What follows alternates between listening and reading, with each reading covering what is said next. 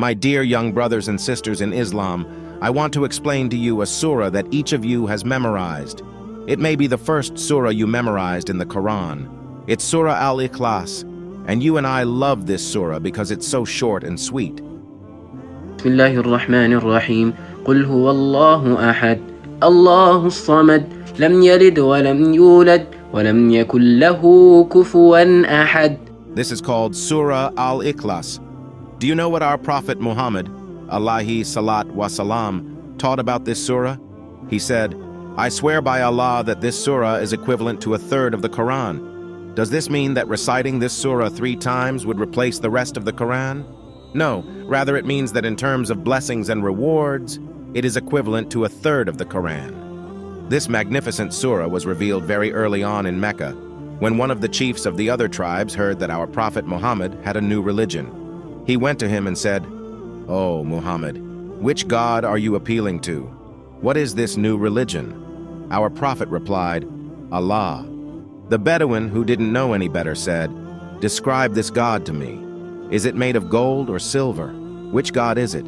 Because these people worshipped idols. In answer to this question, Allah revealed Surah Al Ikhlas, whose meaning is very profound. Allah begins the surah by saying, "Qul huwallahu ahadun," say that, He is Allah one, there is nothing like Him. The man said, "What is Allah made of?" "Allahu ahad," he replied. What's the distinction between Wahid and Ahad, even if they share the same root? Well, Wahid means the first or the one who can be among many others. For example, if there are several people and only one of them wins a race, we'd say that person is the Wahid of the race. On the other hand, Al-Ahad means that there was no one else in the race from the start, that there is no competition. Al-Ahad means that it is absolutely unique and different from everything else. Allahu Samadu. Allah is also Al-Samad. Al-Samad means He who is perfect in Himself. He needs nothing, while everything needs Him. This implies that Allah is the one to whom we turn in times of need, the one who is independent of everything but in whom everyone needs. It's a quality that expresses Allah's absolute perfection, sufficiency, and completeness. This man said to the Prophet, "What is the lineage of your new God?" And Allah said, "Lam yalid wa lam yulad." He has neither begotten nor been begotten, because Allah is Ahad, because Allah is Samad. Both meanings require Allah to have no children. And this is a refutation of all beliefs that attribute sons or daughters to Allah. And walam yakun lahu kufuwan ahadun. There is nothing like it. Whatever you may imagine, my dear brothers and sisters, Allah is above that.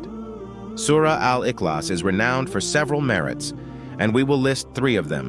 An-Nas, may Allah be pleased with him, reports that an Ansar, Medinese, was leading the men's prayer in the Mosque of Quba. Whenever he began the recitation of one of the surahs recited during the prayer after Surah Al-Fatiha, he always began with this surah, "Say, He is Allah the One." Then when he finished this surah, he would recite another.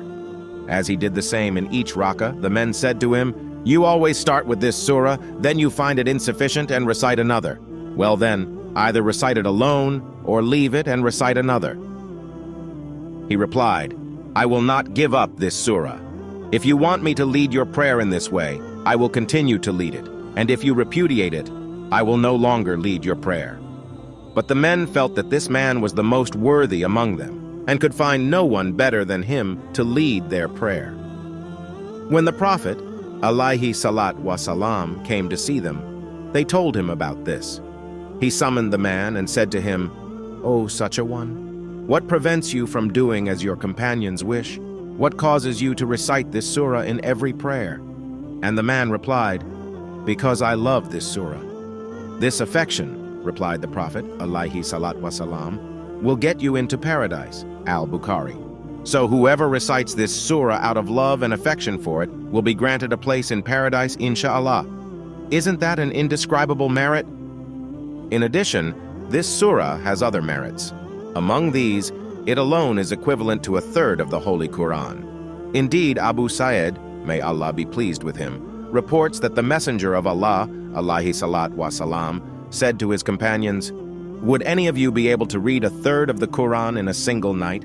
As this weighed heavily on the men, they replied, "Who among us could do it?" He replied, "By God, this surah, say, He is Allah the One, is equivalent in merit to a third of the Quran." Al-Bukhari.